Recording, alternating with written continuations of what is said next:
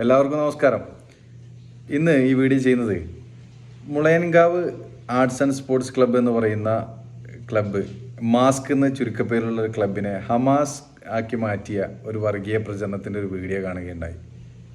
അതൊന്ന് നിങ്ങളുമായിട്ട് പങ്കുവെക്കാൻ വേണ്ടിയിട്ടാണ് ഈ വീഡിയോ ചെയ്യുന്നത്. മാസാക്കിയിട്ട് ഞങ്ങൾ ഇനിയും ചെയ്യും, നിങ്ങൾക്ക് എന്ത് ചെയ്യാൻ പറ്റുമെന്ന ഭാവമാണ് ഇവർക്ക്. സാധാരണക്കാർക്ക് ഇതൊന്നും മനസ്സിലാവില്ല. എന്നാൽ ഇതിലെ ഹമാസിന്റെ HA എടുത്തു കളഞ്ഞ് മാസാക്കി അവതരിപ്പിച്ചതാണ്. ഇങ്ങനെ ചെയ്താൽ കൊള്ളേണ്ടവർക്ക് കൊള്ളുമെന്ന് അവർക്ക് നന്നായി അറിയാം.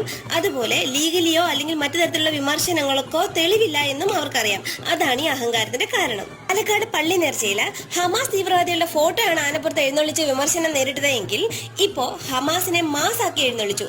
ആരെതിർക്കും, ആര് വിമർശിക്കും? തെളിവില്ലല്ലോ അത് ഹമാസിന്റെ മാസാണെന്ന്.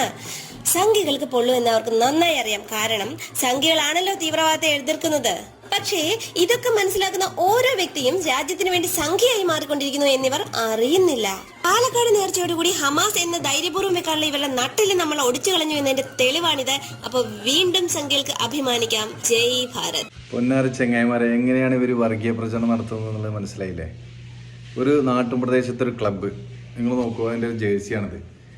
MASC മാസ്ക് എന്ന് പറയുന്നത് Mulayankavu arts and sports club.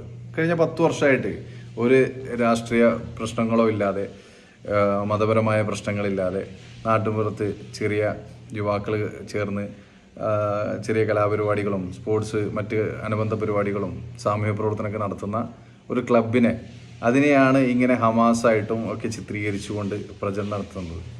അപ്പോൾ അതൊന്ന് ജനങ്ങൾ മനസ്സിലാക്കണം. ഇത് കണ്ട് തെറ്റിദ്ധരിക്കുന്നവർ ആ തെറ്റിദ്ധാരണ തിരുത്താൻ വേണ്ടി മാത്രമാണ് ഈ വീഡിയോ ചെയ്യുന്നത്. ഇത്തരം ചിന്താഗതിയുള്ള ആളുകൾ അത് ഇതല്ലെങ്കിൽ വേറൊരു രൂപത്തിലായിട്ട് നമ്മുടെ വാട്സപ്പിലും ഫേസ്ബുക്കിലും യൂട്യൂബിലും ഒക്കെ ഇങ്ങനെ മാറി വ്യത്യസ്തമായ വിഷയങ്ങളായി വരും. അപ്പോൾ ഇതൊക്കെയാണ് ഇവരുടെ പ്രചരണ രീതി എന്നുള്ളത് മനസ്സിലാക്കാൻ വേണ്ടി മാത്രമാണ് മാസ്ക് എങ്ങനെ ഹമാസാക്കി മാറ്റി എന്നുള്ളത് നമ്മൾ കാണുന്നതിനും മനസ്സിലാക്കുന്നതിനും വേണ്ടിയിട്ടാണ്. Thank you.